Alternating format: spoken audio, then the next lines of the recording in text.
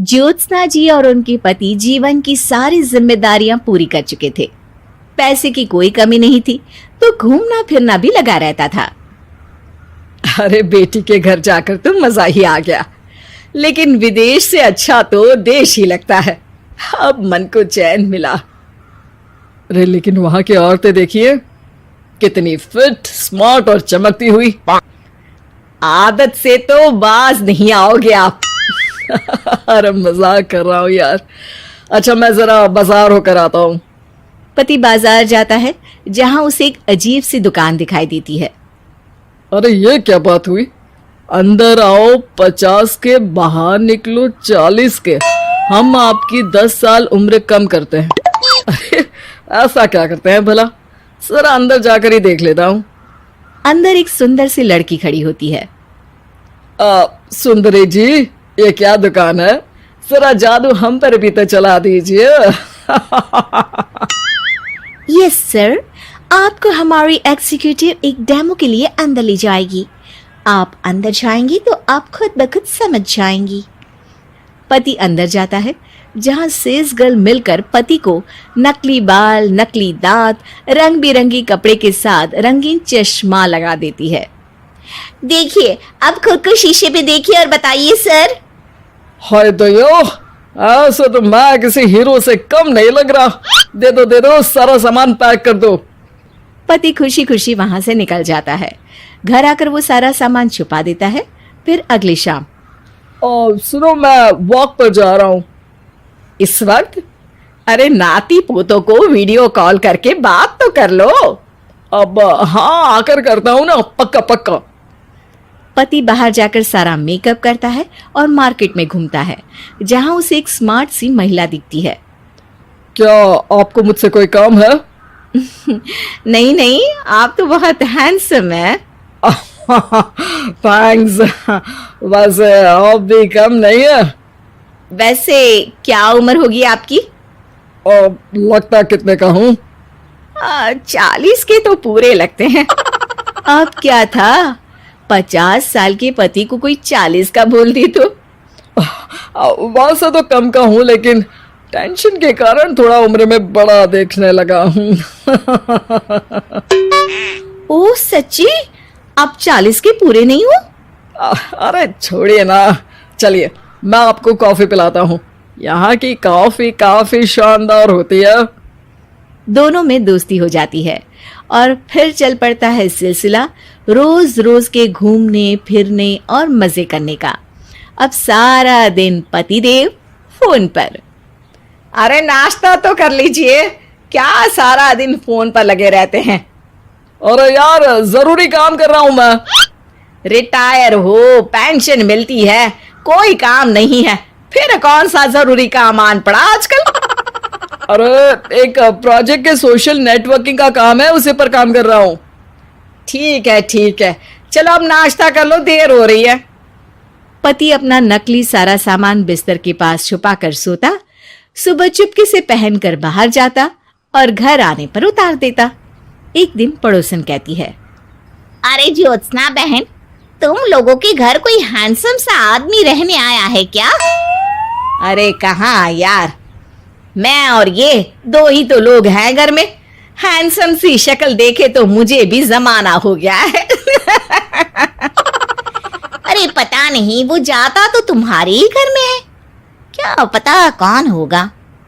अरे तुम्हारी उम्र हो रही है ना, और भाई साहब को भी गए 5 साल हो गए, शायद इसीलिए अब सारे हैंडसम नजर आ रहे होंगे।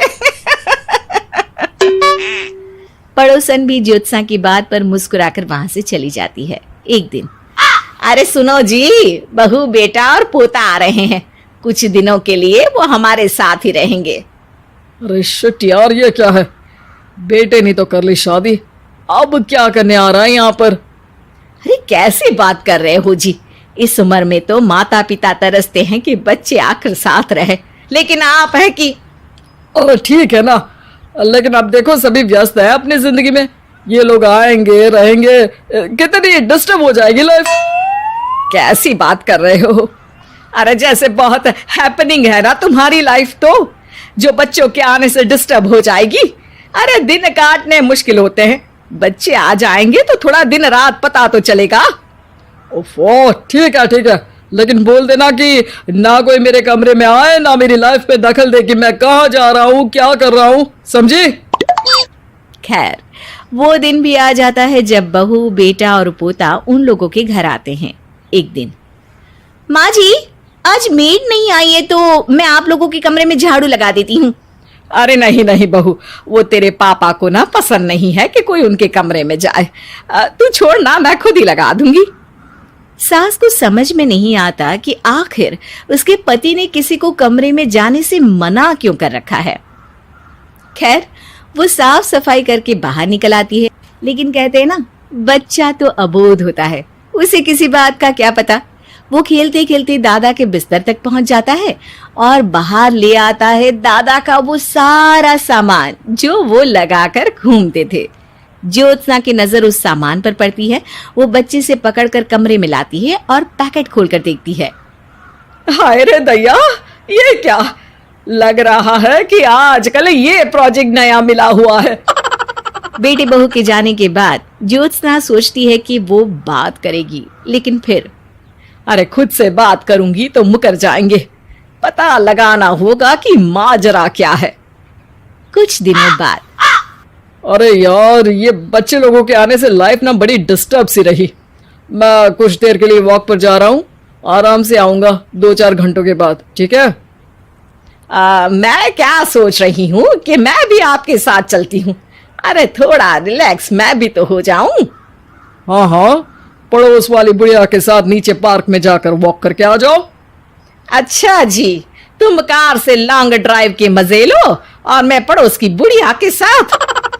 पति नहीं मानता और अपना पैकेट और कार लेकर निकल जाता है। रास्ते से वो उस महिला मित्र को फोन करता है। हाय ब्यूटीफुल, मैं कुछ दिनों के लिए आउट ऑफ कंट्री था, आज आ गया तो सोचा तुमसे मिल लूं। हाँ, क्यों नहीं, क्लब में आ जाओ। पति क्लब में पहुंचता है, सारा नकली सामान चिपका भी लेता है, लेकिन उसे पता नहीं होता कि ज्योत्सना ने सबका गोंद निकाल दिया है।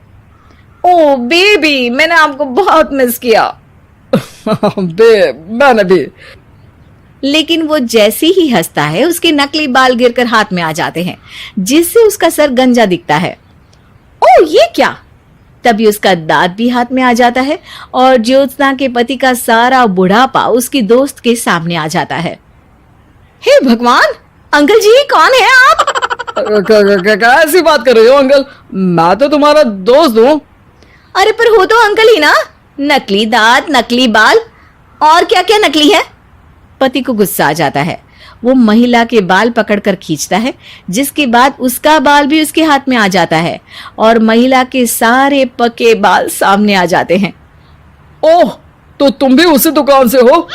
जाओ 50 के निकलो 40 के। हाँ, बढ़िया आई मुझे अंकल कहने वाली। लेकिन ये समझ में नहीं आ रहा कि मेरे बाल और दांत बाहर कैसे आ गए।